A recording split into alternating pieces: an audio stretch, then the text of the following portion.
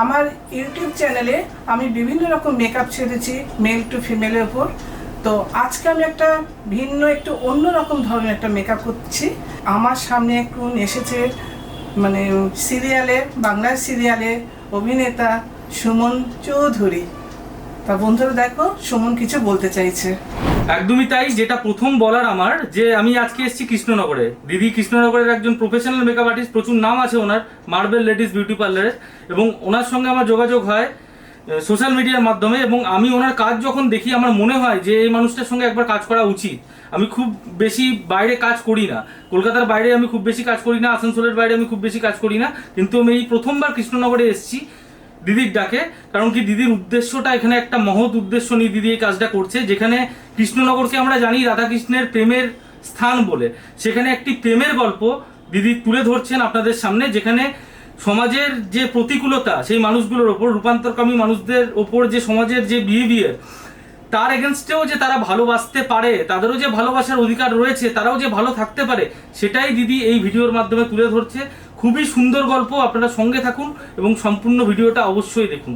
এরপর part by part কিছুটা makeup transformation আপনারা দেখবেন, তারপরে আমরা যাব মূল ভিডিওতে।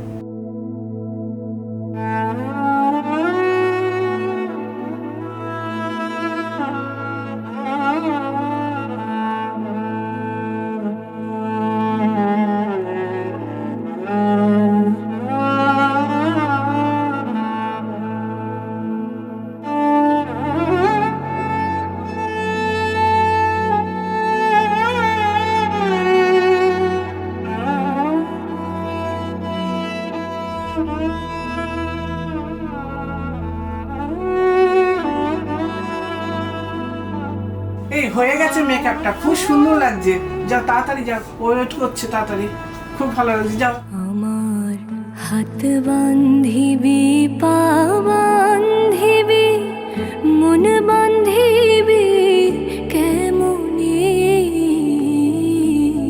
আমার চোখ বান্ধিবি, মুখ বান্ধিবি, পরাণ বান্ধিবি কেমনে,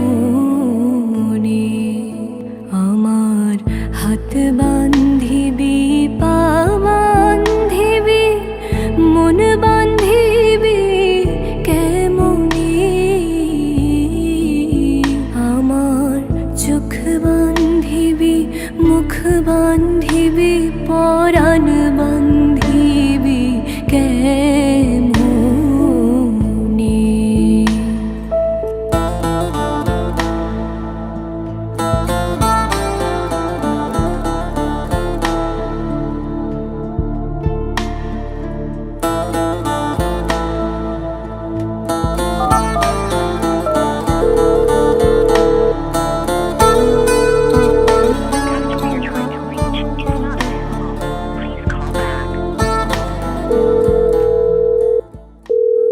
হ্যালো, আরে কোথায় আছো তুমি? ঠিক আছে, আসো, সাবধানে এসো।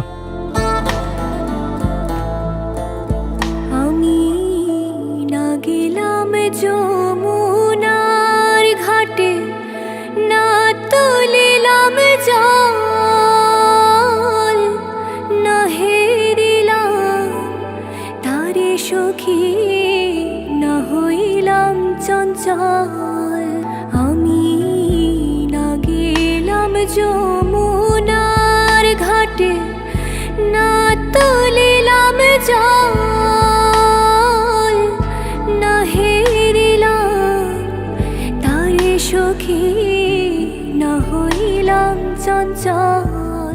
কি মিষ্টি লাগছে তোমার, যতটা এতদিন ভেবেছিলাম তার থেকে অনেক সুন্দর। কে বলেছে, কে বলেছে, হ্যাঁ কে বলেছে তুমি মেয়ে নাও? তুমি আমার স্বপ্নের সেই নারী যে আমাকে ভালোবাসতে শিখে। আমার ইচ্ছা বান্ধিবি, সোহাগ বান্ধিবি, অনুরাগ বান্ধিবি